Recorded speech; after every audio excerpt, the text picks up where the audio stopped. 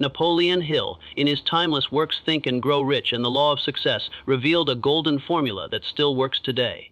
His central truth was simple yet profound. Success begins with a state of mind.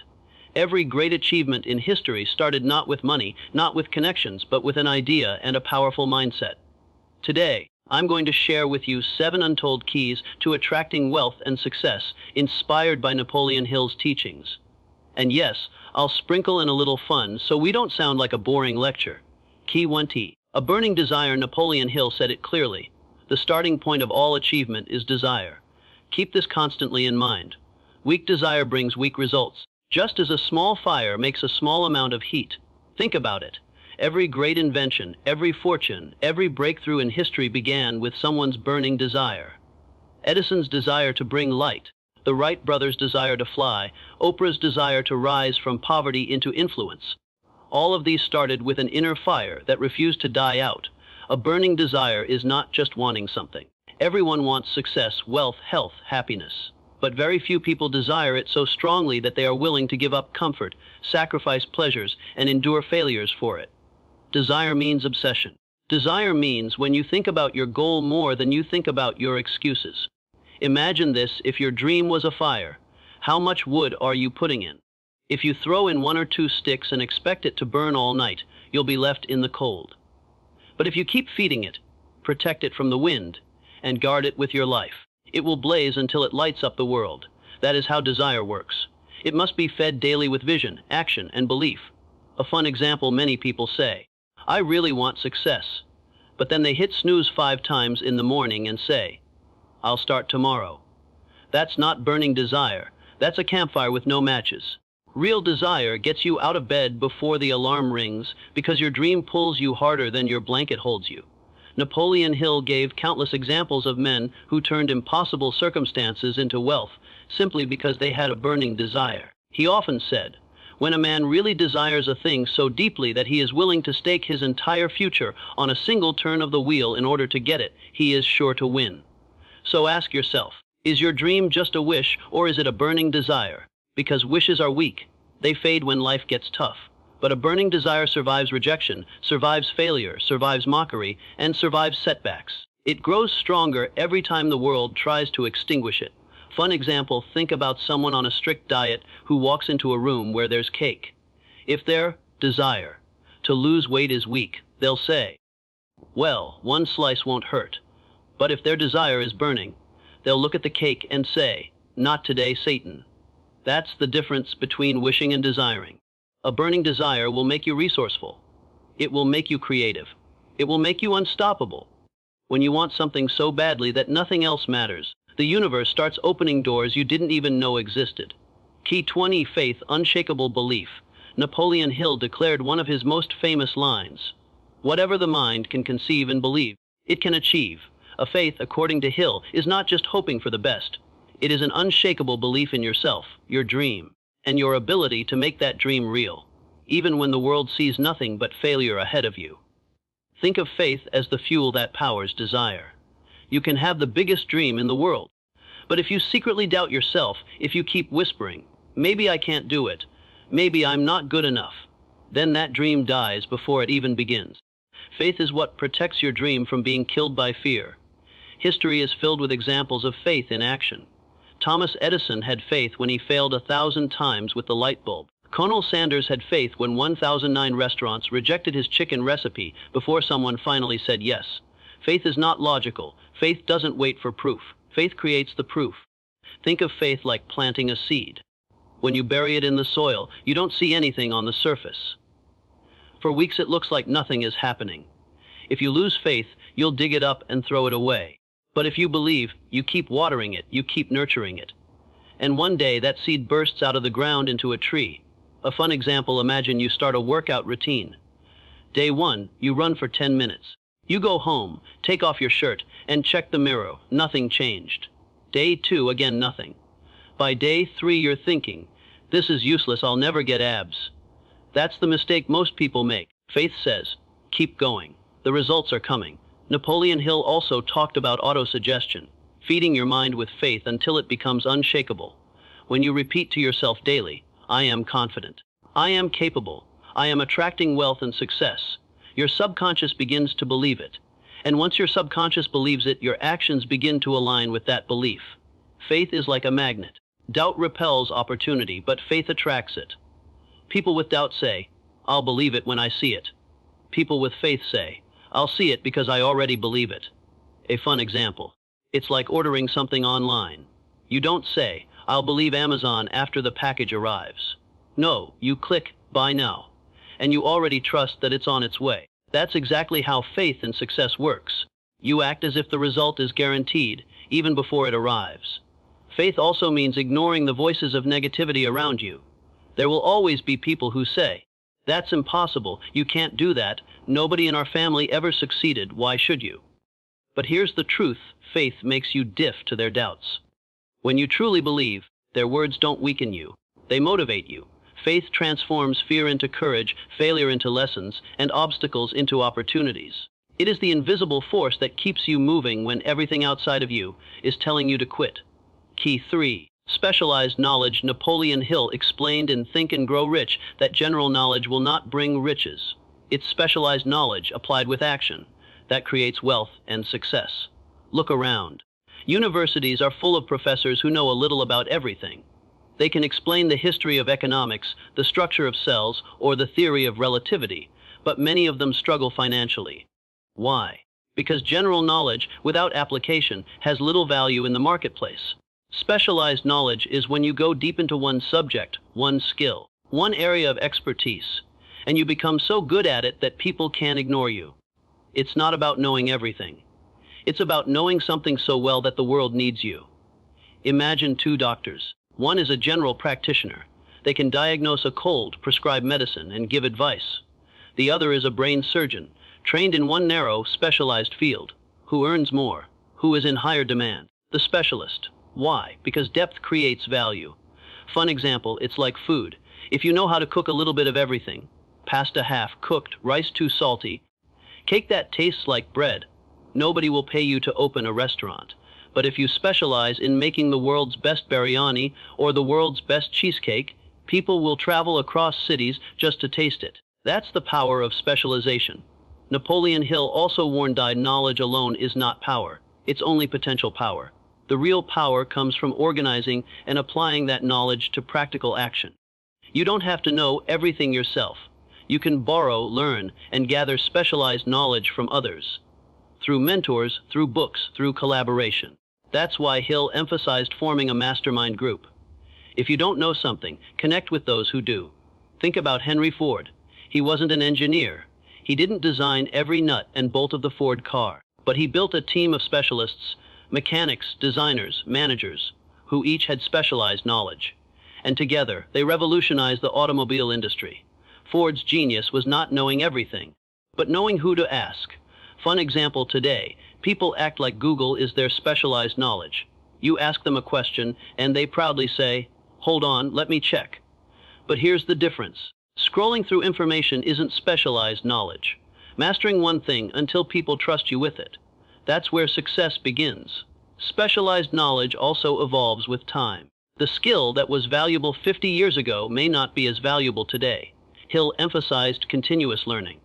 Success belongs to those who keep sharpening their skills, upgrading their knowledge, and adapting it to the needs of the time. So ask yourself, what is the one thing you can go so deep into that people would come to you, trust you, and pay you for? Because wealth doesn't chase generalists. It follows the specialists. Key 4A. Imagination, the workshop of the mind. Napoleon Hill wrote, imagination is literally the workshop wherein are fashioned all plans created by man. He meant that every building, every business, every invention, every fortune in history first existed in someone's imagination before it existed in the physical world. Think about it. Before the airplane flew, the Wright brothers imagined flying. Before the iPhone was built, Steve Jobs imagined it. Before electricity lit up the world, Edison imagined it. Imagination is not just daydreaming, it's the mental blueprint for reality. There are two types of imagination Hill described. Synthetic imagination, rearranging old concepts into new combinations. For example, combining the idea of a phone with the internet gave us smartphones. Creative imagination, connecting with infinite intelligence. The space of new ideas, inspiration, and intuition that feels like it comes from beyond you. Here's the truth: without imagination, desire has no form. Imagination takes your burning desire and shapes it into a vision that can be turned into action. A fun example, but sadly, most people waste imagination. They don't use it for building dreams. They use it for building excuses. What if I fail? What if people laugh at me? What if it doesn't work? That's like having the world's most powerful engine and using it only to drive in reverse. Your imagination can either become your prison or your passport. If you imagine failure, your subconscious mind will create failure. But if you imagine success so clearly that you can see it, touch it, and feel it, your mind will begin to look for ways to make it real. Visualization is one of the most powerful practices Napoleon Hill emphasized. Athletes do it all the time. Before stepping on the field, they close their eyes and imagine themselves winning. Their bodies then follow the mind's lead. Fun example yet, many of us only use visualization when it comes to food. We can close our eyes and perfectly imagine the taste of a burger or the smell of fries. Imagine if we visualized our success with the same intensity we imagine fast food. We'd all be unstoppable. Hill reminded us imagination has built great fortunes, but it has also destroyed them. Because imagination can fuel greed, corruption, and fear as much as it fuels innovation, creativity, and courage. That's why directing your imagination toward positive, constructive purposes is so important. And here's the beauty: imagination doesn't cost a penny. You don't need permission, you don't need equipment, and you don't need approval.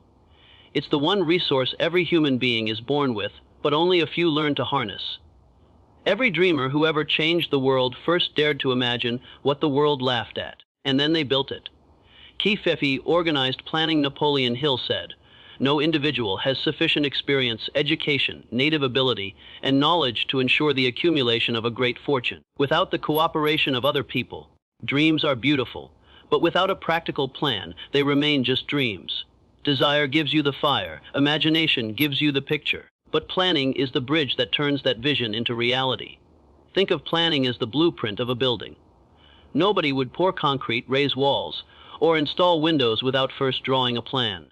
Yet so many people in life try to wing it with their dreams. They say, "I'll figure it out somehow." That's why their castles collapse before they're even built. A good plan answers three questions. What exactly do I want? How will I get there? Who will help me? Hill emphasized that success rarely happens in isolation. You may have the idea, but you need people with specialized knowledge, resources, and skills to execute it. That's why he introduced the concept of the mastermind group. A group of like-minded people who contribute to each other's plans and hold each other accountable. Fun example. Think of it like cooking. You might know how to boil rice, but if you want a full dinner, you'll need someone who knows how to grill chicken, someone who can make dessert, and someone who knows how to clean up afterwards. Trying to do it all alone usually means either you burn out or you burn the food. Organized planning also means flexibility. Hill was clear. Temporary defeat should only mean one thing: the certainty that there is something wrong with your plan. If one approach fails, don't quit, adjust. The goal remains the same, but the path can change. Look at successful entrepreneurs. Their first plans rarely work out exactly as expected, but because they keep refining, adjusting, and improving, they eventually strike gold. Failure doesn't mean the dream is wrong. It means the plan needs modification. Fun example, it's like going to the gym with a plan to get fit. You decide, "I'll run 5 miles every day." Day 1, you run half a mile and collapse on the treadmill. A weak planner says, "Forget it, I can't do this." But an organized planner says, "Okay, I'll start with half a mile today, then build up." The dream of fitness is still alive, only the plan has been adjusted. Another key point Hill made is that organized planning must be written down. When your plan is only in your head, it's just a wish list. When you write it down, break it into steps, and commit to a timeline, it becomes a roadmap. Success is not about luck or chance. It's about preparation meeting opportunity. And preparation comes from clear, organized planning. Key 60 persistence. Napoleon Hill wrote, "Without persistence, you will be defeated even before you start. With persistence, you will win." Persistence is the glue that holds your dreams together when everything else falls apart. Desire gives you the vision. Faith gives you the belief. Planning gives you the path. But persistence is the muscle that keeps you moving when the path gets steep. Every person who has achieved something extraordinary in life did so.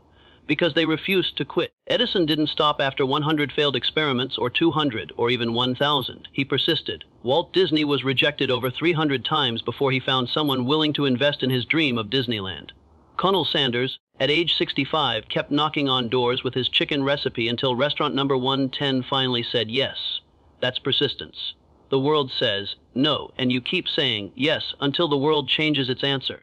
Think about it like this: most people quit right before the breakthrough. They dig for gold, get tired, and stop just 3 feet away from the treasure. Persistence means you keep digging, even when your hands are blistered, even when others laugh, even when the results are invisible. Fun example: it's like learning to ride a bicycle. The first time you fall. The second time you fall harder. The third time you scrape your knee. If you quit there, you'd still be walking everywhere today with bandages on your pride. But persistence says, one more try. And that, one more try, changes everything. Napoleon Hill also explained that persistence is not something people are born with. It's something you build, like a muscle. You strengthen persistence by setting small goals, keeping promises to yourself, and refusing to give up when obstacles appear. Each victory, no matter how small, adds weight to your persistence muscle. Another truth is that persistence feeds on desire. If your desire is weak, persistence will die quickly. But if your desire burns like fire, persistence will rise up every time you fall. Fun example: think of students during exams. The one who has no real desire to succeed gives up after reading 2 pages. This is too much. I can't do it. But the one who dreams of a future, a career, a better life, stays up all night fueled by coffee and determination. That's persistence born from desire. Hill also warned that life will test your persistence. It's almost like the universe asks, how badly do you really want it? Obstacles, failures, and setbacks are not signs to quit. They are challenges designed to separate the dreamers from the doors. Persistence doesn't mean you never feel tired, frustrated, or discouraged. It means that no matter how you feel, you keep moving forward anyway. And here's the secret: persistence doesn't just change your circumstances. It changes you. It makes you stronger, wiser, and more resilient than you were yesterday. Every time you persist, you prove to yourself that you are capable of more than you thought possible. Key 70. Mastering your subconscious mind. Napoleon Hill, often called the subconscious mind, the connecting link between the finite mind of man and infinite intelligence. In simpler words, your subconscious is like the hidden control room of your life. It quietly influences your decisions, your habits, your reactions, even when you don't realize it. Think of it as the soil in which you plant seeds. The thoughts, beliefs, and emotions you feed into it every day are the seeds. The subconscious doesn't argue, it doesn't filter. It simply accepts what you repeatedly give it, then works to make it real in your life. If you plant seeds of fear, doubt, and failure, don't be surprised when you harvest anxiety and setbacks. But if you plant seeds of confidence, faith, and prosperity, your subconscious will bring opportunities and solutions into your awareness. Hill explained it clearly. The subconscious mind does not care what you plant in it. It will return what you plant. That means you must become the careful gardener of your own thoughts. Fun example: imagine your subconscious mind as a waiter in a restaurant. Whatever you order, it brings to the table. If you keep saying, I'm broke, I'm unlucky, nothing works for me, the waiter brings you more situations of being broke and unlucky. But if you say, I'm capable, I'm attracting wealth, success is on its way, the waiter rushes off to prepare that dish for you. Now here's the fascinating part: your subconscious mind never sleeps. While you rest at night, it is still working, rearranging, processing, and seeking ways to align your outer reality with your inner instructions. That's why Hill emphasized autosuggestion, repeating positive affirmations, visualizing your goals, and emotionally charging your mind with belief. Over time, the subconscious begins to accept these inputs as truth, and it shifts your actions, habits, and opportunities to match. For example, if someone constantly repeats, I can't talk in public, I'm too shy, the subconscious stores that script and makes it true. They'll freeze every time they're in front of a crowd. But if they start feeding their subconscious with, I am confident, my voice is powerful, people love to hear me speak, over time, their subconscious reshapes reality, making them more confident and expressive. Fun example: it's like updating the software on your phone. If you keep running on old, negative programming, you'll face constant glitches. But when you download new, empowering updates, your system, starts running smoother, faster, and stronger. Napoleon Hill also pointed out that the subconscious mind works best when combined with emotion. Words alone are weak, emotions charge them with power. Saying, "I am successful," without emotion is like whispering into the wind. But saying it with burning desire, with absolute faith, and with excitement, sends a powerful command to the subconscious. This is why visualization is so powerful. When you close your eyes and see yourself already living the life you want, driving the car, living in the home, feeling the freedom, your subconscious begins to accept it as reality. And once it accepts, it goes to work making it true. Another truth is that your subconscious can also be your enemy, if you let negative influences dominate. That's why Hill warned to protect your mind from toxic people, constant criticism, and endless negative media. Because just like fertile soil, weeds will grow if you don't protect the garden. The greatest achievers in history, inventors, leaders, entrepreneurs, all knew how to program their subconscious minds. They trained their inner world to believe long before the outer world showed proof. So, my friend, remember this: success is not some accident. It is not a lottery ticket that falls into your hand. It is a science, a formula, a philosophy. Napoleon Hill uncovered it over a century ago, and it is still alive today, because truth never expires. We talked about desire, faith, imagination, persistence, and mastering your subconscious mind. These are not just case. They are living forces that shape your destiny. When you apply them daily, your world begins to shift in ways you cannot always see at first, but you will feel it. You will notice more opportunities, more courage, more clarity, more abundance. But here's the secret: Hill wanted you to know none of this works unless you decide. Decide today that you will stop living small, stop doubting yourself, stop waiting for the perfect time. The perfect time is now. The fun twist: think of life like a train station. Your train of success is already here, engine running, doors open. You can stand on the platform and complain about the noise, or you can jump on board and enjoy the ride. You have within you the same power that created millionaires, leaders, and world changers. Your subconscious is listening. Your desire is burning. Your persistence is building. So dare to dream bigger, dare to believe harder, and dare to take action even when the path isn't clear. Because wealth is not just money. True wealth is freedom, peace, purpose, and the ability to live life on your own terms. And success, it's not something you chase. It's something you attract by the person you become. So go, plant the right seeds in your mind, water them daily with faith and persistence, and watch as your life blossoms into the masterpiece it was meant to be.